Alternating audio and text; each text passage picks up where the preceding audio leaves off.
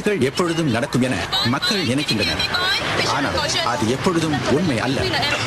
பெரும்பாலான விபத்துகள் தவிர்க்கப்பட்டிருக்கலாம். குறிப்பாக மதுபோதையில் கார் ஓட்டுபவர்களால் ஏற்படும் விபத்துகள்.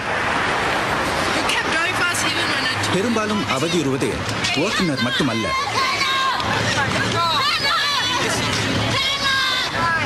ஓட்டுநரின் கவனக்குறைவினால் அப்பாவிகளும் பலியாகின்றனர்.